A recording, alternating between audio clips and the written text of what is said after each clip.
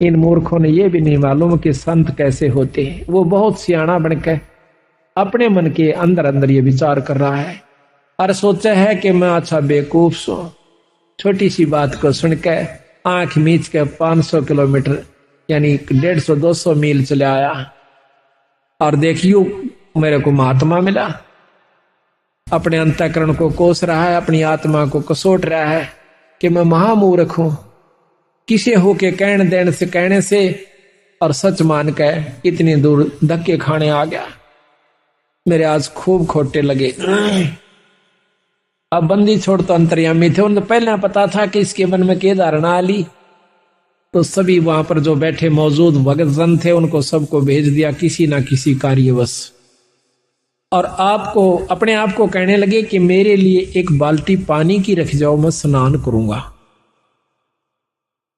तो भगत जी ने वहां के जो सेवक थे एक बाल्टी पानी की रख गए और महाराज स्नान करने लगे अपना धोती बांध के।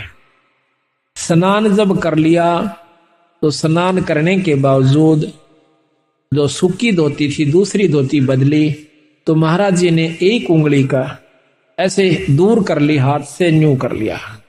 ऐसा महसूस हो रहा है कि जैसे इसका कोई चोट लगी हुई है। राम राय वहां पर बैठा था, उसको कहने लगा भाई राम राय, प्रथम तो महाराज ने नाम भी नहीं पूछा था उसका कि तेरा क्या नाम है, और उनका स्वाभाविक नाम ले दिया कि राम राय एक बार आना भाई, मेरे हाथ का चोट लगी हुई है और मेरी यह धोती बांध दे। धोती के ऊपर एक और धोती का हिस्सा जिसको अड़बंद कहते हैं रोहतक की भाषा में, हरियाणा की यानी ये 3-4 जिला में तो ये अड़बंद कैसे, यानी धोती के ऊपर का जैसे समझ लो एक अलग से कपड़ा बांध ले, लेकिन वो कपड़े का ही एक हिस्सा मजबूतीकरण की खातिर बेल्ट की तरह बांधा जाता है। तो वो कहने लगा इस मेरे अड़बंद को आप अपने हाथ से बांध दीजिए, मेरा हाथ काम नहीं करता। अब वो उठ करके और धोती का ऐसे कपड़ा बांध रहा है, तो वह धोती महाराज के शरीर के अंदर से निकलकर और उस धोती के हिस्से का गांठ लग जाती है। अब राम राय ने सोचा कदे तेरे धोखा लग गया हो, फट खोली दोबारा, और सतगुरु ने मुंह एक तरफ कर लिया कि जानू देख ही नहीं रहे हो। तो उसने फिर जल्दी से दोबारा फिर बांधा, फिर इसी प्रकार गांठ लगाने लगा। गांठ बंदी छोड़ गरीबदास जी के शरीर में आकर पार हो गया धोती, और धोती का गांठ लग गई। तीसरी बार फिर किया, तीसरी बार कर लिया। जो बंदी छोड़ कहते हैं राम राय, अरे मैं तो एक साधारण सा व्यक्ति हूं भाई, हम तो एक छोटे से जमींदार व्यक्ति हैं और आप पे गांठ नहीं लागी रहे, की बात होगी। अब राम राय एकदम सहम जाता है, और को तेरे की ये तो पूर्ण परमात्मा है, ये तो सिद्ध पुरुष है, चरणों में गिर जाते हैं। न्यों का भगवान मुझे मालूम नहीं था, ये सतगुरु हम तो अज्ञानी जीव हैं, मेरे मन की जो धारणा कुछ और थी मालिक, आपने मेरा भ्रम दूर कर दिया। सतगुरु महाराज कहने लगे भाई एक ना भूला दो ना भूली, या भूली सब संसारी। ये सब संसार के उलझेड़ा से तेरा कसूर नहीं भाई। प्रथम तो हम राम नाम नहीं चाहते, राम नाम चाहते भी हैं तो भगत जी हम कुछ और ही धारणा बना रखी है। संत का होना कोई वेशभूषा से नहीं होता राम राय, संत कोई लाल कपड़े पहन लेने तो नहीं हो जाता, गढ़ में माला डालन मात्र से राम परमात्मा का की उपलब्धि उसको नहीं हो जाती, ना ही धोने पर बैठने से भगवान प्राप्ति होती है।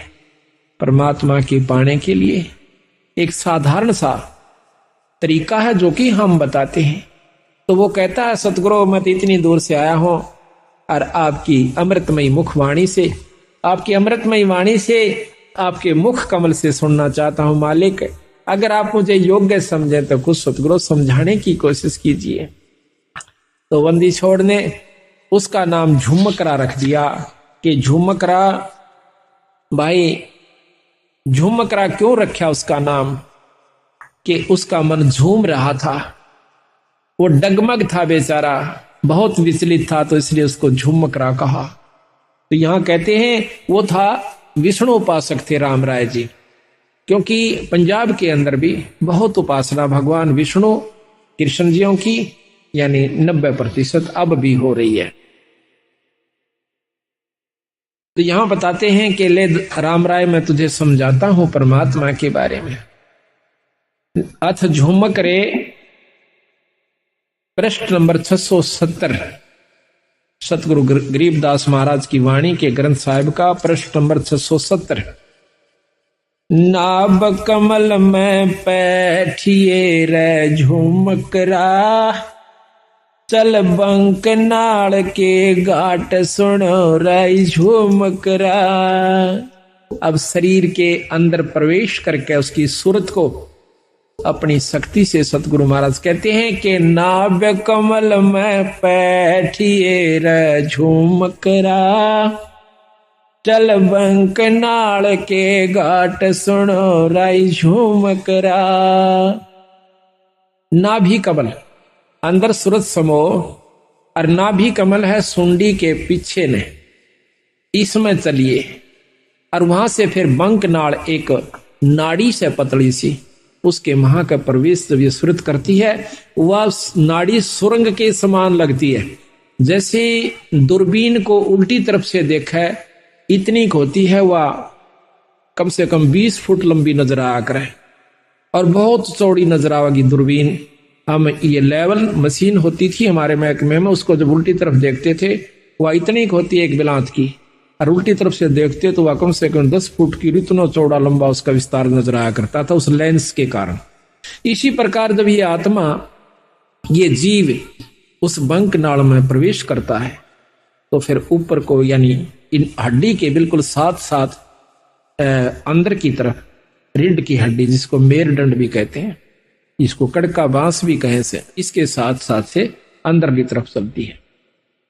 उसमें काफी बंक है, ऐसे नो मोड़ के कभी यूं भी घूम जाती है मेरुदंड के साथ से, कभी सीधी चल रही है, कभी नो मुड़ जाती है, कभी यूं घूम रही है। इसको बंक नाल कहते हैं। ये कई प्रकार की हैं। इस हर एक शरीर की न्यारी न्यारी बंक नाल है। सूक्ष्म शरीर भी है, स्थूल शरीर की न्यारी है, सूक्ष्म शरीर की बंक नाल अलग है, कारण की अलग है। और फिर इस बंक नाल के पार जीव ने जाना हो से। नाभि कमल में बैठिए रे झुमकरा, चल बंक नाल के घाट सुनो राई झुमकरा। इला पिंगला फेरिए रे झुमकरा, उतरो ओगट घाट सुनो राई झुमकरा। इला, इला नाड़ी है बाई और पिंगला है दाई। इला पिंगला फेरिए, एक प्राणायाम करना पड़ता है जिसमें पहले इला से सांस लीजिए,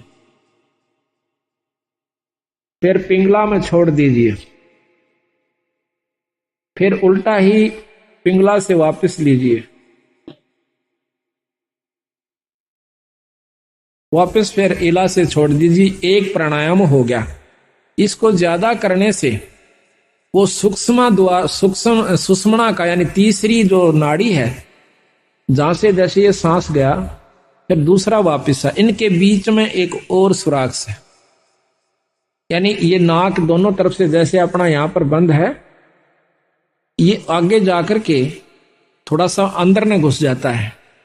अंदर ने घुस के इसके अंदर आर पार स्थान है, जैसे को पशु का नकेल गाल दे नाक फोड़ के, और उसमें सुराख, ऐसे इसमें बीच में सुराख है एक बहुत बारीक, और उस सुराख में फिर एक और सुराख है जो ऊपर न चढ़ता है, वो सुषुम्ना द्वार है। तो वहां कहते हैं सुषुम्न स्वरत लगाइए राय झुमकरा, वो खोलो बजर कपाट सुनो राय झुमकरा।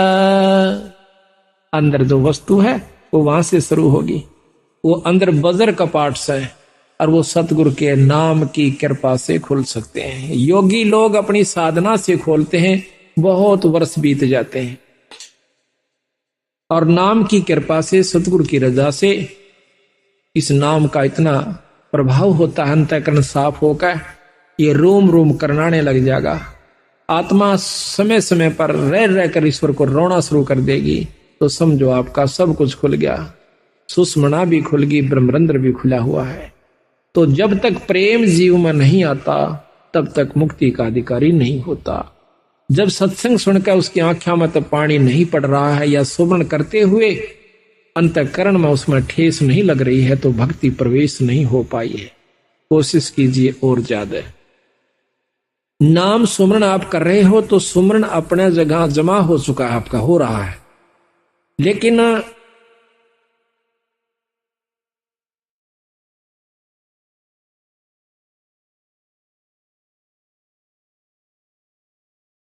अभी कमजोरी फिर होगी। उसका एक और तरीका, फिर सेवा कीजिए। आप सेवा करके देखियो किसी धाम पर अपने बंदी छोड़ के पर अपनी सत्संग में हाथ से सेवा करके देखना। और हो सके तो बर्तन तक साफ कीजिए, हो सके तो जूते तक भी साफ कीजिए, फिर देखना आपका सब कुछ खुल जाएगा। पर ये काम नहीं हो, ये होगा जो बात बनेगी।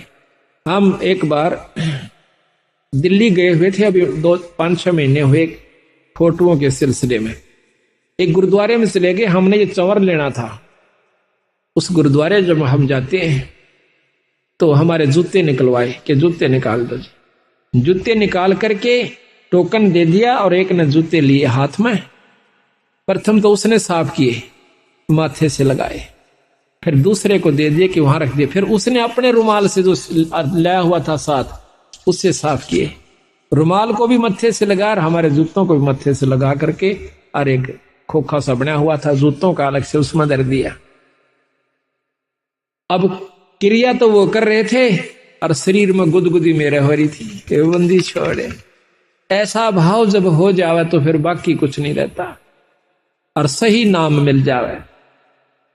तो इतना ये सब व्यवस्था बनाने के लिए इस सत्संग की आवश्यकता पड़ती है, ऐसे समागमों की आवश्यकता पड़ती है। अभी तक हमने क्या देखा है कि हम कभी सत्संग में जाते नहीं, जाते हैं तो सिर्फ एक मुश्किल से अपना फॉर्मेलिटी सी करके चले आते हैं।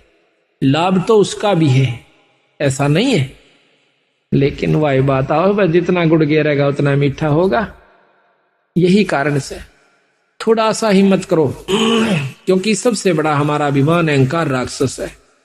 जब हमने मत्था टेक दिया, जब हमने लंबी डंडौत ही कर दी, फिर कसर कौन सी राख ली?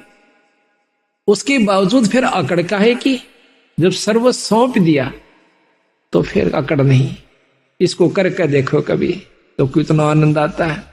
आप सत्कर मान लियो, मुझे तो आप मतलब समय नहीं देते, मैं अब भी आपके जूते साफ कर दूं, ठाकर दर दूं, मुझे कोई न, ये एक मात्र भी ये नहीं है कि मैं बहुत बड़ी पर उस पर पहुंच चुका हूं ना।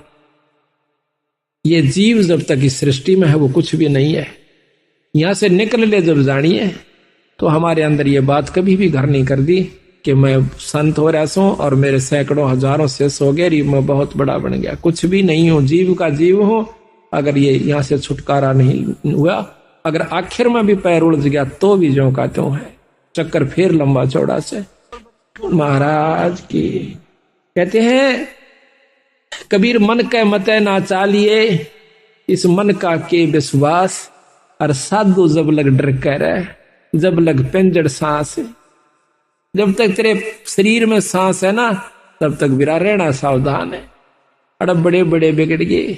ऐसे ऐसे ऋषियों का प्रमाण मिलता है, पाराशर जैसे, श्रृंगी ऋषि जैसे, जो सारा दिन में एक बार वृक्ष की छाल का जीभ लगाया करती थी और उससे उनकी भोजन तृप्ति हो जाया करती थी। ऐसी साधना उन्होंने एक खेचरी मुद्रा से कर ली जाती है। अब कबीर गरीबदास जी ने बताया कि देख भाइयों के रोला से एक खेचरी मुद्रा होती है, उसको जीभ अपनी उठाकर और वापस लगाई जाती है तालू के ऊपर। इसका अभ्यास कर लीजिए आप लगातार, आपके शरीर में एक अमृत श्रवण हो जाएगा, अमृत टपकना शुरू हो जाएगा। इस तालू के ऊपर या जीभ से ऊपर लटके से ना, इसके ऊपर एक अमृत सरोवर है, उसमें अमृत है हमारे शरीर में, पानी सा है। और जब इसको हम ऐसे जीभ को वापस मोड़ कर और उसको लगा लेते हैं तो वो अमृत हमारे शरीर में प्रवेश करना शुरू करे। उसमें एक सुराख सा बारीक सा, इतना बारीक है कि बाल हो से ना, बाल से भी कम है वो सुराख। और जब हम वापस जीभ मोड़ते हैं तो वो वहां से थोड़ा सा, उसके ऊपर एक पत्ता रखा हुआ है, बहुत मामूली सा, यानी सुराख वो होगा तो उसका ढक्कन कितना का होगा ये भी हिसाब ला लो। तो वो थोड़ा सा उसका भी चौथा हिस्सा खिसकता है। उस बाढ़ से भी कमजोर स्थान पर दूरबीन भी मुश्किल से देख पाओ सुराख को, और फिर उसके ऊपर से वो थोड़ा सा खिसक जाता है ऐसा करने से, ये अभ्यास से, तो उसमें से वो थोड़ा सा अमृत आ जाता है, तो भूख प्यास खत्म हो जाती है। तो वो सारा दिन में एक बार कहते हैं ऐसे जीभ लगाया करता था। तो उसको जीभ लगाया करता था, तो एक राजा ने उसको, हाँ, उसने सोचा कि तेरे को बहुत बड़ी उपलब्धि होगी है। वो अयोध्या के एक थोड़ी सी बनी में, बनी होती है जो गांव से बाहर, शहर से बाहर थोड़ा सा जंगल होता है, उसमें बैठ गया आकर।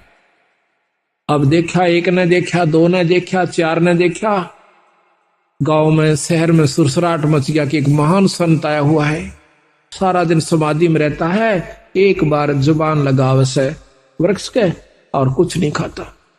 आसपास के दर्शन करने की खातिर टोड़ के टोड़ जान लग गए, औरतें भी, बहन भी, बाई भी सब दर्शन कर, कहां पर वो आंख कौन खोला है, न्यों बैठा रहा। बहुत सुंदर शरीर, नौजवान। कहते हैं राजा दशरथ की लड़की कांता, शांता नाम था उसका। राजा दशरथ के शांता होने के बाद कोई पुत्र प्राप्ति नहीं हुई। कौशल्या से उत्पन्न हुई थी, बड़ी लड़की औरत से, कैकेयी से, हाँ कौशल्या से। तो उसके बाद कोई संतान नहीं हुई। तो कौशल्या जवान हो, शांता जवान होगी थी, वह भी देखने जाया करती थी ऋषि ने। तो उसने क्या किया, राजा की लड़की थी, और तो डर रही थी, पर राजा की लड़की थी, उसने क्या किया, शहद लेगी साथ में। जहां पर भी उस ऋषि ने ऐसे जुबान लगाई, उसने देख लिया, वहां पर थोड़ा सा शहद लगा दिया पहले से। जब ऋषि ने अगले दिन उस पर जुबान लगाई, फिर शांत हुआ। अगले दिन फिर लगा दी, फिर शांत हुआ। तीसरे दिन उसने आंखें खोल ली, सामने शांता बैठी है। तो वो भोजन भी साथ बना के ले जाया करती कि जिस दिन आंख खोले महाराज को मैं भोजन कराऊंगी। भोजन करा दिया। कहने का तात्पर्य यह है कि आखिर में श्रृंगी ऋषि और शांता का विवाह हो जाता है। राजा दशरथ विवाह से मना करता है कि मैं ब्राह्मण के घर में क्षत्रिय को नहीं, क्षत्रिय की लड़की का शादी नहीं कर सकता। शांता उनके साथ चली जाती है, रामचंद्र जी की बहन।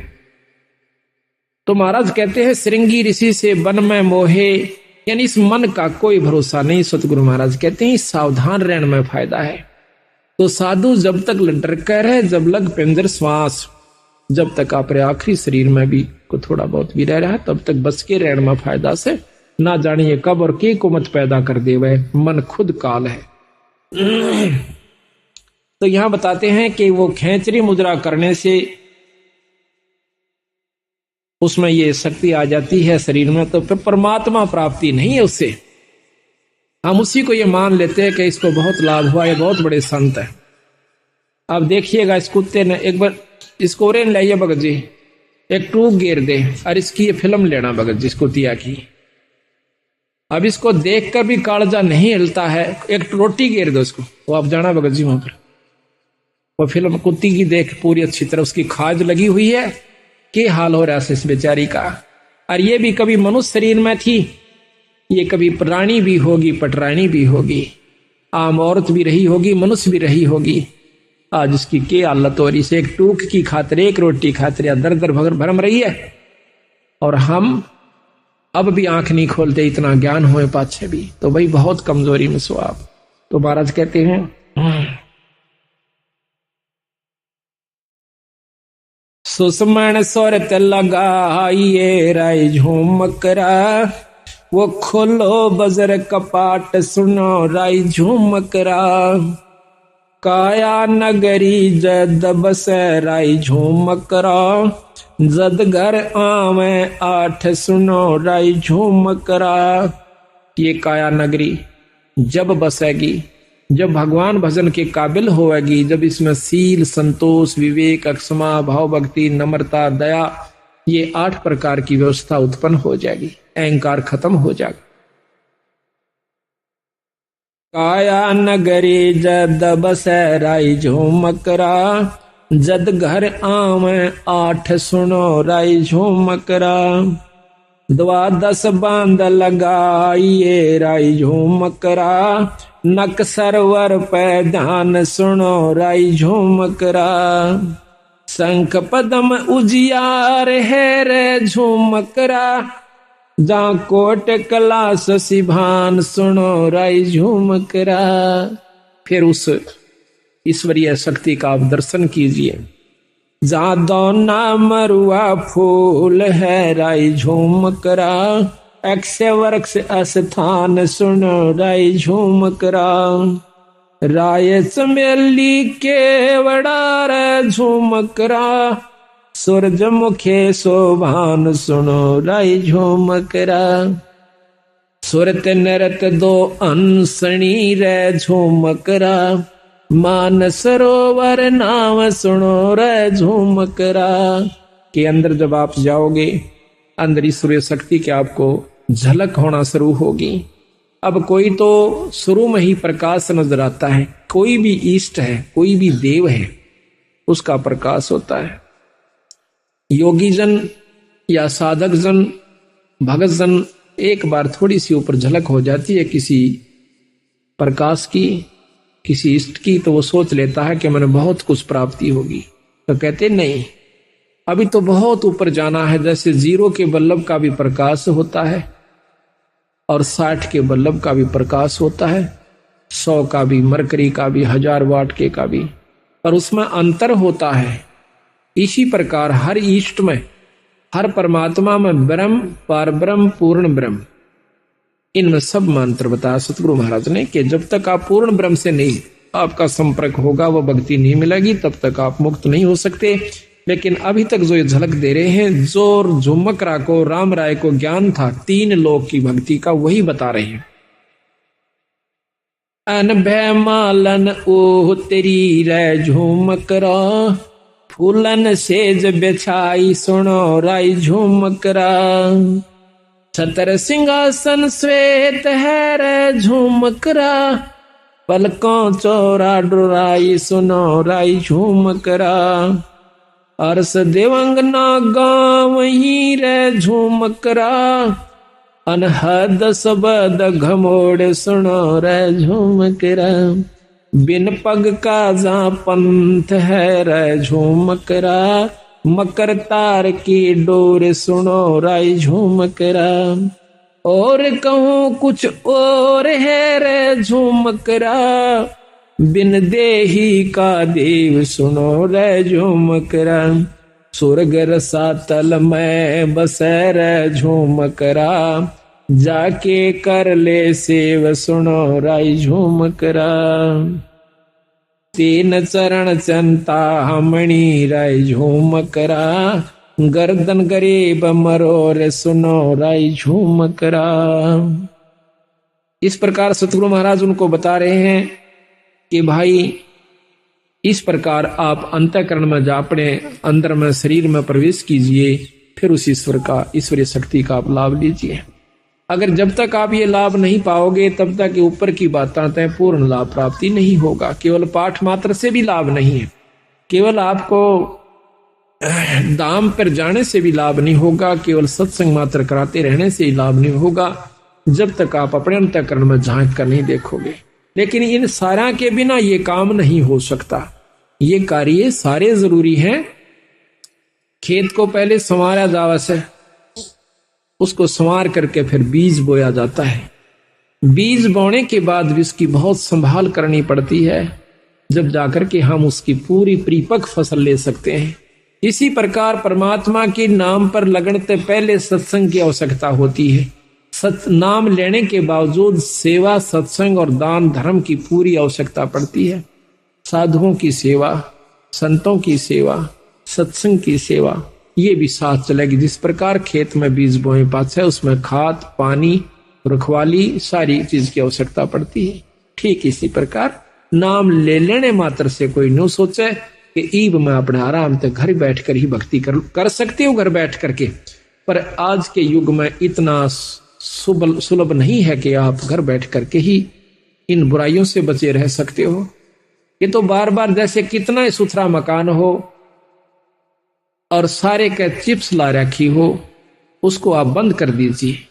एक हफ्ते के बाद खोलिए, उस पर दो दो सूत उस पर धूल जमी मिलेगी। जबकि खूब बंद कर दिए खिड़कियों को, दरवाजों को, फिर भी उसके ऊपर डस्ट यानी धूल जमी पाओगी। मेज पर देखना कपड़ा मार के एक हफ्ते के बाद। इसी प्रकार अगर आप सत्संग में नहीं आओगे तो आपके अंतःकरण में इतना मैल जमा हो जाएगा और एक समय ऐसा होगा कि आपको सुमरण और सत्संग कड़वा लगने लग जाएगा। आज आपने प्यारा लगा पर उस समय ये आपको सुहावा नहीं गा। कई बार आप सत्संग पाठ करना चाहते हो, नित्यनेम नहीं कर पाते। कई बार नाम पर लगाना चलते हो, मन को मन नहीं लगता, कहीं और उलझेड़े मुड़ जाता है। कोशिश करने से भी नहीं लगता, उस दिन आनंद नहीं आता आपको। कारण क्या है कि आपके अंतःकरण में कोई मैल आ गया, किसी कारण से भी, किसी की द्वेषता का, किसी प्रिय मित्र की और कोई अप्रिय घटना का कोई भी विक्षेप आ चुका है, जिसके कारण आपको वो प्रिय वस्तु आज फिर अप्रिय होगी। तो इसी प्रकार सत्संग में आने से जानकारी होती है कि ये कोई काहू का है नहीं, झूठा संगी साथ या कोई किसी का नहीं। कबीरा चिंता तो सतनाम की और ना चिंता दास, और जय कोई चिंता नाम बिना वह काल की फांस। ये काल की पास है, काल इसको फंसा के रखने की खातिर उसके मन में सो विक्षेप, क्रोध, अहंकार या कोई चिंता फिक्र बनाए रखे कि कहीं ये भक्ति भाव में ना लग जाए। तो उस दिन और ज्यादा भक्ति करे, परमात्मा का नाम लेवे, कोई किताब धार्मिक पढ़ लेवे, अपने गुरु से मिलन की कोशिश करे, संत से मिलन की कोशिश करे, आसपास कोई सत्संग हो तो उसमें जाने की कोशिश करे, ताकि आपके मन का जो अंतःकरण के अंदर जो विकार आया हुआ है वो ठीक हो जाए। घर में नहीं ठीक हो सकता, या तो सुमरण अधिक रहना चाहते हुए भी करे उस सुमरण को, उस दिन फिर आप ठीक हो जाओगे। इसी प्रकार सत्संग की आवश्यकता पड़ती है। तो यह बहुत लंबा प्रकरण कबीर साहब ने दिया है, गरीबदास जी ने दिया है, उनके बारे में जो मकरा को बताया है। इन्होंने ऊपर बताया कि इससे ऊपर एक और शक्ति है भाई, वो क्या है? ब्रह्मा विष्णु में से, क्योंकि वो खुद भी विष्णु उपासक थे राम राय जी। सकल भेद तो से कहूं रे जो मकरा, सुनियो शब्द संदेश सुनो राजो मकरा। अब ये योगियों का मार्ग तेरे बस का कोना भाई राम राय। ये ना तो आप ऐसा साधन अपना सकते, ना इतना समय आपको मिल सकता। अब बताता हूं सही भेद। एक शब्द संदेश, गुरु से उपदेश लिए पूरे संत है, नाम वो भी हो जो वही हो जो कि प्रमाणित है। फिर वो गुरु के पास वो सार नाम हो, और सार नाम के बाद आपको शब्द प्राप्ति करवावे। सार नाम के बाद शब्द का नंबरा होगा। तो जब तक शब्द प्राप्ति नहीं होती तो भी आप पूर्ण मुक्ति के अधिकारी नहीं हो पाओगे। तो इतना गजब काम है। तो महाराज कहते हैं सकल भेद तो से कहूं रे झूमकरा, तुम सुनियो संत संदेश शब्द संदेश सुनो राय झूमकरा। इन नैना दिखलाइए रे झूमकरा, कैसा है वो देश सुनो राय झूमकरा। अब बंदी छोड़ कहते हैं कि ना तो इतने समाधि यानी ये कोशिश करने की आवश्यकता प्राणायाम आदि की, मेरे शब्द में मेरे नाम में वो शक्ति आपको इन आख्यातों का नो आंख खुली है और सुरत सतगुरु के चरणों में जा चुकी होती है। इसको सहज समाधि कहते हैं। ये मेरे नाम में शक्ति है, मेरे शब्द में शक्ति है। सकल भेद तो से कहूं राय झूमकरा, सुनियो शब्द संदेश सुनो राय झूमकरा। इन नैना दिखलाइए रे झूमकरा, कैसा है वो देश सुनो रे झूमकरा। पल नीचे पल ऊह परे रे झूमकरा, तामद नरक निहार सुनो राय झूमकरा। अजर नजर आवे नहीं रे झूमकरा, खिल अदर अदार सुनो राय झूमकरा। दरने बामे आंगणे रे झूमकरा, स्वर्ग रसातल बहन सुनो रे झूमकरा। तेरे कुटी छाजे बैठ कर झूमकरा, वो देखो राम रतन सुनो रे झूमकरा। तिरकुटी छाजे, उस तिरकुटी का अंदर पहुंच के और फिर उस राम रतन को देखो, ईश्वरीय शक्ति को देखो। सनकादिक नारद रटे रे झूमकरा, ये रट ब्रह्मा विष्णु महेश सुनो रे झूमकरा। अब अपने उसको बताते हैं सतपुरुष को कि जिसको ब्रह्मा विष्णु महेश भी जिसका नाम जपते हैं, उस शक्ति को, उससे संपर्क बना भाई। सहस फुना मुख गावई रे झूमकरा, ये ध्यान धरत है शेष सुनो रे झूमकरा। नैन रख रे झूमकरा, ये बगल बिदा को देख सुनो रे झूमकरा। नैनो ही में नैन रख रहे झूमकरा, नैनों में अपने सुरत के नैन को अंदर जो अंतःकरण के नैन से मिला। दास गरीब अतोल है रे झूमकरा, अवगत पुरुष अलेख सुनो रे झूमकरा। वो पूर्ण ब्रह्म परमात्मा सतपुरुष सतलोक के अंदर है और उससे आप संपर्क करो। ऊपर क्या क्या चीज बताई महाराज ने कि सतलोक में क्या है। अदर सरोवर अदर हंस रे झूमकरा, अदर नदी परवाह सुनो रे झूमकरा। अदर नान स्नान है रे झूमकरा, अदर माछ मन राह सुनो रे झूमकरा। अदर बाग बेले बने रे झूमकरा, अदर फूल गुंजार सुनो रे झूमकरा। अदर समाधि लाई रे झूमकरा, अदर देख दीदार सुनो। और ऊपर समाधि लाइए फिर आपको क्या क्या चीज दिखाई देंगी। अदर राग रंग होते है रे झूमकरा, अदर रास बेलास सुनो रे झूमकरा। अदर सरा साहेब धनी रे झूमकरा, अदर चौर खैवास सुनो रे झूमकरा। अदर नगर अवगत बस रे झूमकरा, अदर वृक्ष विस्तार सुनो रे झूमकरा। अदर सुराही फिरत है रे झूमकरा, अदर होवे जो नार सुनो रे झूमकरा। अदर पाक प्याले फिरे रे झूमकरा, अदर बसे मतवार सुनो रे झूमकरा। अदर बीज भूमि अदर रे झूमकरा, अदर तमाम जुहार सुनो रे झूमकरा। अदर गलीचे बेच रहे रे झूमकरा, अदर मुजरा हो सुनो रे झूमकरा।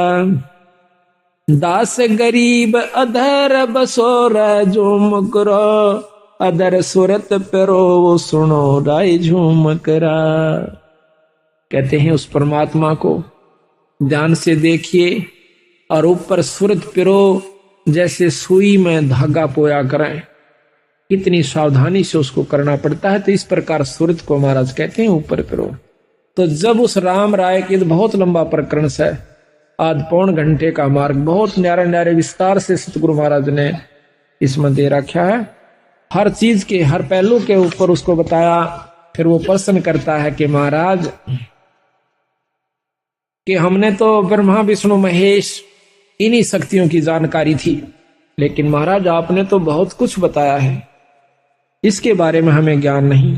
तो क्या कहते हैं, भाई पूरब देश हमारे है रे झूमकरा, कोई न जाने भेव सुनो रे झूमकरा। गगन मंडल में रहते है रे झूमकरा, बिन देही का देव सुनो रे झूमकरा। अनहद जंग बजावहीं रे झूमकरा, है जंदा जगदीश सुनो रे झूमकरा। सिर पर सायब सत्य है रे झूम करा, आया बिस्वे बीस सुनो रे झूम करा। इस प्रकार महाराज ने बताया है कि वो परमात्मा सतपुरुष उस सतलोक में रहता है जिसके पढ़ने से जीव की, जिसको पाने से जीव की पूर्ण मुक्ति होती है। फिर उसने पूछा है राम राय ने कि महाराज भगवान विष्णु और भगवान शंकर, ब्रह्मा जी, माता जी, ये भी परम शक्तियां हैं। उन्होंने बताया कि हाँ शक्तियां हैं, पर भाई ये तीन लोक की परम शक्तियां हैं, ये तीन लोक के मालिक हैं, तीन लोक के अंदर ये पूर्ण समर्थ हैं। पर तीन लोक की जो व्यवस्था है इस ब्रह्मांड की, वो सुन लीजिए। अपने किए हुए कर्म का जीव भोग भोगता ही रहेगा, जन्म मरण भी होता रहेगा, आपकी मुक्ति नहीं हो सकती।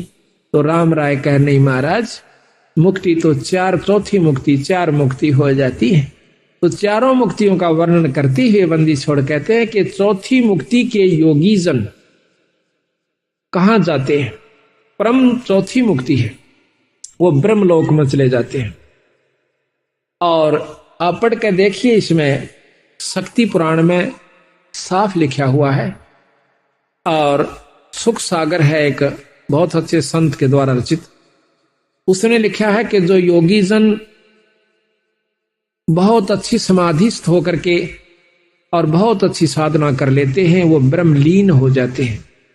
ब्रह्मलीन कैसे होते हैं? ब्रह्मलोक को चले जाते हैं, जो निरंजन का लोक है, जिसको महास्वर्ग कहते हैं। उसमें अपनी की हुई कमाई को खाए के कोई 10 लाख वर्ष, कोई कई युगों तक, और चौथी युग मुक्ति ऐसे होती है जब तक ये महाप्रलय नहीं होती तब वो स्वर्ग में रहेगी वो जीवात्मा। और जब उसकी चौथी मुक्ति खत्म हो जाएगी, वो फिर जीव रूप के अंदर इस मृत मंडल में ऐसे चक्र काटेगा जिस प्रकार आज हम काट रहे हैं। तो राम राय कहने लगा महाराज इसका कोई समाधान नहीं है कि ये जीव मुक्त हो जा। है भाई, पर वह कड़वी दवाई है, तुम ले नहीं सकते। है आसान पर कड़वी दवाई है। कड़वी क्यों महाराज? कड़वी न्यू है कि तुम जिस रंग में रंग चुके हो इससे ऊपर नहीं उठ सकते।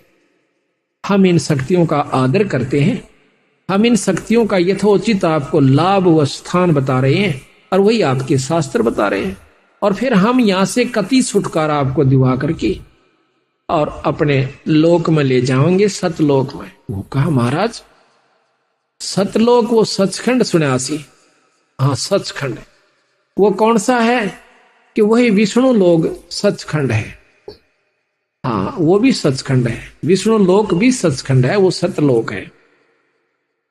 लेकिन असली देखो, राजधानी तो चंडीगढ़ भी है और राजधानी दिल्ली भी है। तुमने राजधानी शब्द सुना है पर उसकी जानकारी को ना, कि राजधानी चंडीगढ़ में किस शक्ति की स्थान वास है और दिल्ली के अंदर किस शक्ति का वास है।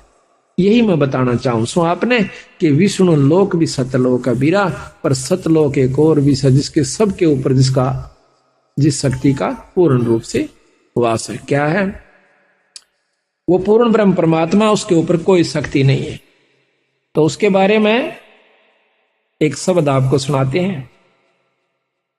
निर्विकार निर्भय तो ही और सकल भय माने जी साधो, और सकल भय मान सब पे तेरी साहिबी, सब पे तेरी साहिबी, तुझ पर साहिब ना निर्विकार निर्भय, निर्विकार निर्भय तू ही और सकल भयमान, ए जी साधो और सकल भयमान, सब पे तेरी साहिबी, सब पे तेरी साहिबी, तुझ पर साहिब ना निर्विकार निर्भय। संध्या सुमरण आरती भजन भरोसे दास, ए जी साधो भजन भरोसे दास। मनसा वाचा कर्मणा, मनसा वाचा कर्मणा, जब लग घट में सांस। निर्विकार निर्भय, निर्विकार निर्भय तू ही और सकल बेमान। ये जी साधो और सकल बेमान। सब पे तेरी साहिबी, सब पे तेरी, तुझे पर साहिब ना। निर्विकार निर्भय, सांस सांस में नाम जपो, व्यर्था सांस मत खो। ये जी साधो व्यर्था सांस मत खो। बेरा ना इस सांस का, बेरा ना इस सांस का, आवण ओक न हो। निर्विकार निर्भय, निर्विकार निर्भय तू ही और सकल बेमान। ए जी साधो और सकल बेमान। सब पे तेरी साहिबी, सब पे तेरी साहिबी, तुझ पर साहिब ना। निर्विकार निर्भय, सांसों की करो सुमरणी, करो अजप का जाप। ये जी साधो जपो अजप जाप।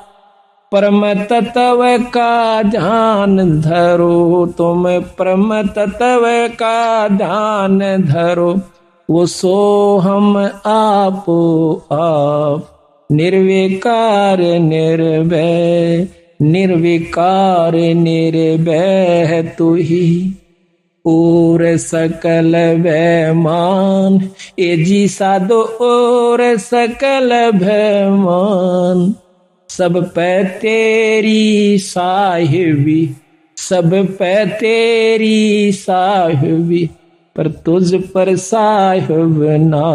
निर्विकार निर्भय,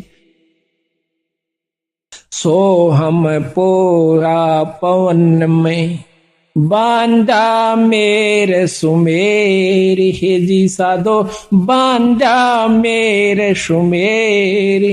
ब्रह्म गांठ हृदय धरो, ब्रह्म गांठ हृदय धरो। इस विद्यमाला फिर निर्विकार निर्भय। माला है निज सांस की, फेरेंगे निज दास। ये जी साधो फेरेंगे निज दास। 84 भर में नहीं, 84 भर में नहीं, कटह कर्म की फांस। निर्विकार निर्भय, निर्विकार निर्भय तू ही और सकल बेमान। ए जी साधो और सकल बेमान। सब पर तेरी साहिबी, सब पर तेरी साहिबी, पर तुझ पर साहिब ना। निर्विकार निर्भय, अंसा सतगुरु मोहे निवाजियो। दीजो अंबर बोदे, ए जी साधो दीजो अंबर बोदे। शीतल शब्द कबीर का, शीतल शब्द कबीर का, यू हंसा करे के लोल। निर्विकार निर्भय, अनसा मत डरियो हो काल से।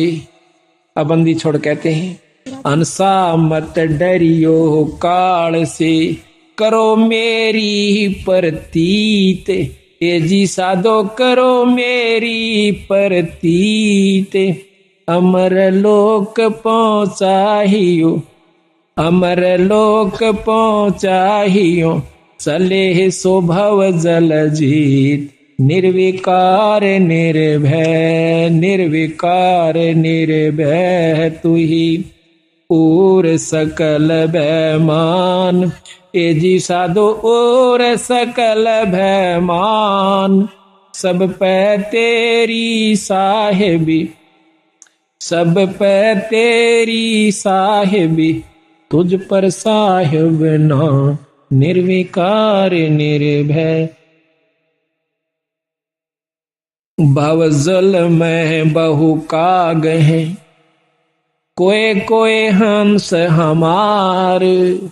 ए जी साधो कोए कोए हंस हमारे, कह कबीरा धर्मदास से, कह कबीरा धर्मदास से, उनका खेवा उतारूं पार। निर्विकार निर्भय, निर्विकार निर्भय है तू ही और सकल भयमान। हे जी साधो और सकल भयमान, शब पर तेरी साहिबी, शब पे तेरी साहिबी, पर तुझ पर साहिब ना निर्विकार निर्भय।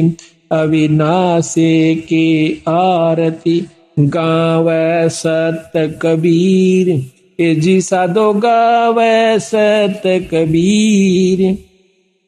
कह कबीर सुर नर मुनि, कह कबीर सुर नर मुनि, कोई न लागे तीर।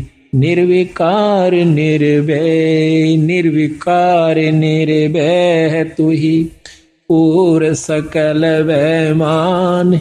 ए जी साधो और सकल भयमान, सब पे तेरी साहिबी, सब पे तेरी साहिबी, तुझ पर साहिब ना निर्विकार निर्भय।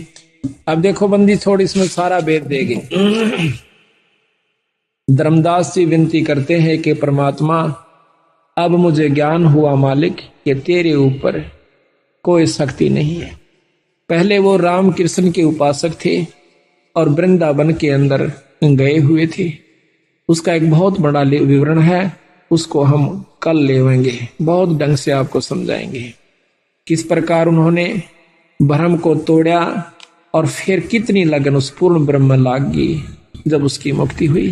धर्मदास को बता, धर्मदास तेरे असंख्यों जन्म हो लिए भाई, ईबताएं तो मुक्ति तेरी को नैली से, और बिरना कितने बार तो सिद्ध पुरुष भी रह लिया, पर भाई जब तक हमारी शरण में आ जाएगा नहीं आएगा तब तक तुम पार नहीं हो सकते। अब इसमें साफ बता गया कि सांस सांस में नाम जपो और व्यर्था सांस मत खो, और ना जाने इस सांस का तेरा आमण हो कि ना हो। सांस का सुमरण है, सांस के सुमरण को देने वाला शायद ही कोई एकाध संत आपको मिलेगा। फिर सुमरण वो देता किस नाम का है, उस नाम से उपलब्धि क्या होती है, यह भी न्यारा वर्ण दे रखा है। फिर सार नाम की आवश्यकता पड़ती है, फिर सार शब्द उससे प्राप्ति करवाई जाएगी जब उस जीव का छुटकारा होगा यहां से।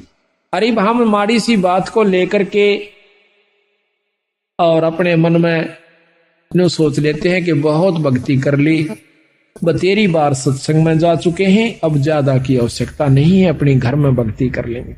घर में जरूर करो पर सत्संग को मत चूको। साल में 6 महीने में 2 महीने में जब भी आपको मिल जाए तो अवश्य सत्संग में आइए और पूर्ण लाभ आपको प्राप्ति होगी। तो इसी प्रकार जब हमने पूर्ण ज्ञान होता है तब इस बात में की जानकारी होती है। थोड़ा सा भ्रम विदूषण का अंग आपको सुनाएंगे सतगुरु का। अच्छा अभी थोड़ा सा पहले ये लेते हैं, करियो भाई हॉर्न रखना कर।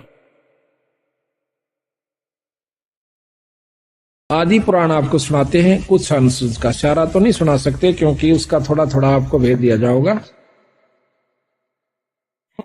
आदि पुराण से इस बात की पूर्ण रूप से जानकारी हो जाती है कि बंदी छोड़ कबीर गरीबदास जी पूर्ण परमात्मा थे। उन्होंने आज से लाखों वर्ष पहले की रामायण को लिख दिया। सतयुग के अंदर जो व्याख्या हुई है, जो जो संत हुए, उनके पूरा प्रमाण उन्होंने हमें दिया। और गीता जी को लिखा, 18 पुराणों का समावेश अपने वाणी के अंदर कर दिया। और इस वाणी के पाठ मात्र से कितना लाभ हो जाता है, इसका आपको पूर्ण लाभ हो ज्ञान होगा। बंदी छोड़ महाराज ने भगवान शिव जी की बहुत महत्व गाया हुआ है। अब महत्व गाने का तात्पर्य यह है कि जितना शंकर भगवान हमें लाभ दे सकते हैं, उन्होंने इसमें वर्णन कर दिया कि आप ये काम कर सकते हो। जैसे नवाब राज्य के अंदर नवाब होता है, नवाब के बारे में भी पूरी जानकारी संविधान में लिख दी जाती है। जैसे मुख्यमंत्री के बारे में, आजकल मुख्यमंत्री हो गए, तो मुख्यमंत्री के बारे में पूरी जानकारी दी जाती है, इतिहास अपने कानून के अंदर के इसमें कितनी शक्ति है, ये क्या कार्य कर सकता है और कितनी इसको पावर्स होती हैं। फिर इसके बाद प्रधानमंत्री की भी लिखी जाती हैं। इस प्रकार गरीबदास महाराज का ये ग्रंथ साहब परमात्मा का संविधान है। इसमें जिस इष्ट की जितनी शक्ति है वह खोल कर लिखी है और उसका लाभ बताया है और फिर उसकी हानि बताई है।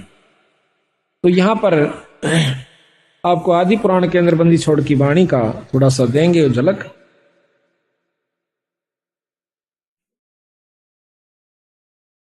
अब थोड़ा सा रामायण का झलक आपको सतगुरु की वाणी के अंदर। रामचंद्र और लक्ष्मण आए, भरत शत्रुघ्न पृथ्वी पर धाये, जाके नाम से लातर जाई, जाकी नारे हरी रे भाई। कि जिनके नाम से पत्थर तिर गया और उसकी पत्नी को उठा लिया गया। जाग जिनके नाम से लातर जाई, जाकी नारे हरी रे भाई। जाके हनुमान अधिकारी, पवन पुत्र बलवंत बहुबारी। जाके अंगद और सुग्री मां, साज चढ़े दल बादल खीमा। जाके जामवंत बलवंता, रिच और बंदर चढ़े अनंता। जाके नल और नील संगाती, सरवर बांध लिए बहु हाथी। जा दिन अंगद सला फेराई, रावण दूत सभी थे भाई। जिस दिन अंगद ने अपने पैर रख दिया, उस दिन वो कहे वो रावण के निरे दूत थे। शिला के ऊपर पत्थर पैर रख दिया कि मेरे पैर न घुमा दो, तुम ज्यादा योद्धा हो।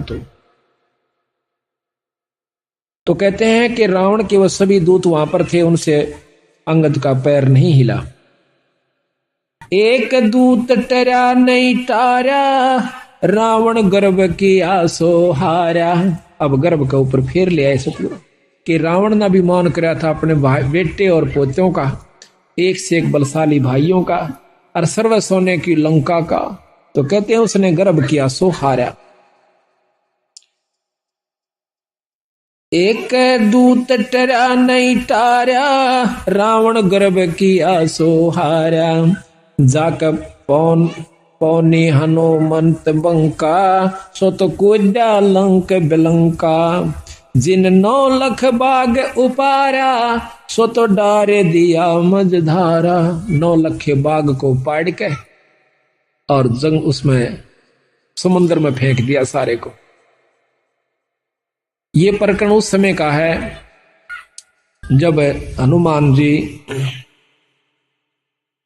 भगवान राम की अंगूठी को, मुद्रिका को लेकर के और सीता की खोज में जाते हैं। तो वहां पर उन्होंने सुराख मिला कि रावण उठा ले गया है शायद, तो उसके अंदर कूद जाते हैं, समुद्र पार कर जाते हैं हनुमान जी। तो सीता एक वृक्ष का नीचे बहुत मायूस हुई बैठी थी अब वो जाकर देखा कि माता तो यहां पर बैठी हुई है।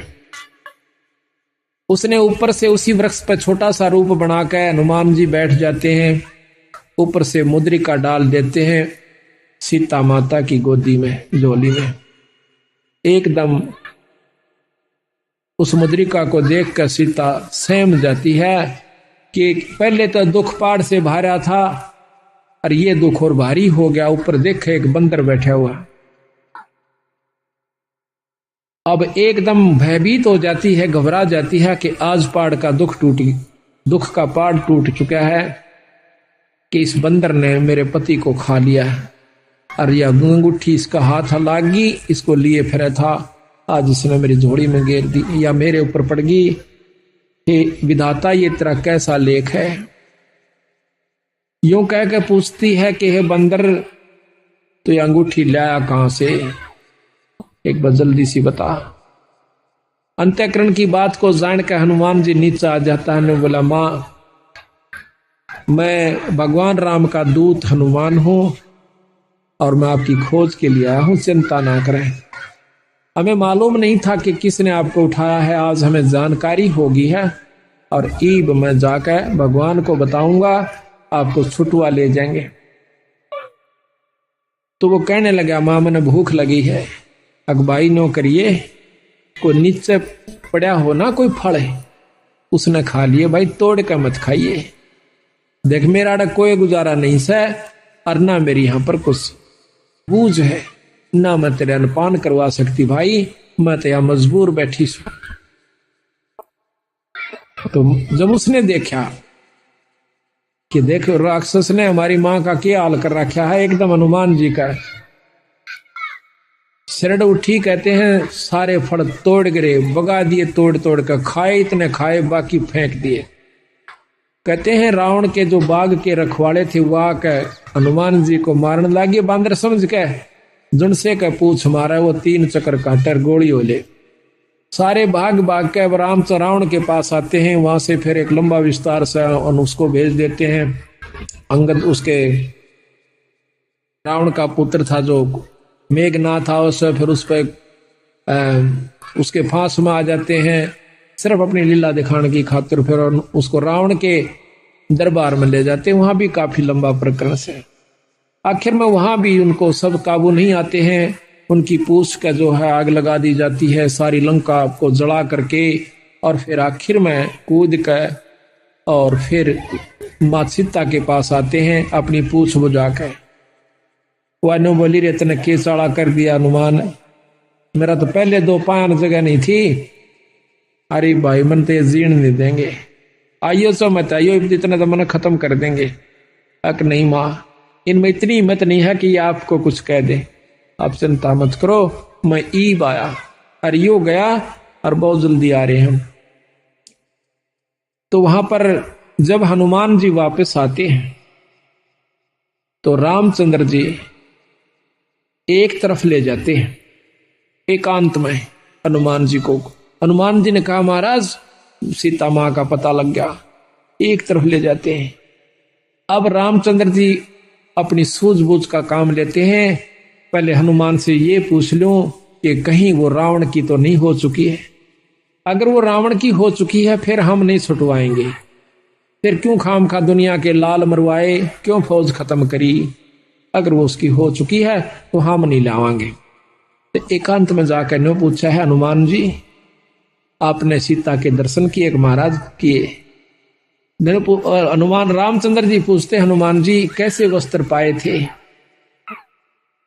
और आपको खाने के लिए राज दरबार में लेके गई थी, क्या वही मंगाया था?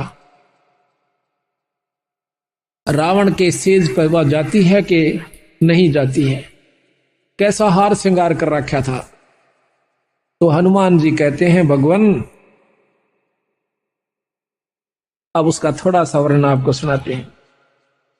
यानी एक एक बात इतनी मार्मिक ढंग से गरीबदास ने लिख रखी, शायद तुलसी शायद भी नहीं लिख पाए होंगे। यहां पर रामचंद्र जी प्रश्न करते हैं, हनुमान जी उत्तर देते हैं। अब रामचंद्र जी कहते हैं, अरे बंसर क्या खबर लाए, अरे बंतर क्या खबरां कपिलाए, कौ सीता की बात बता सब, तने क्या क्या भोजन पाए। रामचंद्र जी पूछे हैं कि बताओ आपने क्या क्या भोजन खाया, यानी सीआईडी रूप से पूछते हैं कि इसके मुंह तक कुछ तो बात निकलेगी, कहां जिमण गया था। अरे बंसर क्या खबरां कपिलाए, कौ सीता की बात बता सब, वे क्या क्या भोजन पाए। कैसी प्रीत करी तुम सेती, व्यंजन कहां जमाए, कहां जमाए के खुआया तेरे ताई। और कहो हनुमंत संत जन मेरे, तुम भूखे रहे ढाए। कैसा बदन विनोद सती का, बूझत हूं मन लाए। देखे मैं सत बाबू जो कह दे तू और कि मैं कह दे।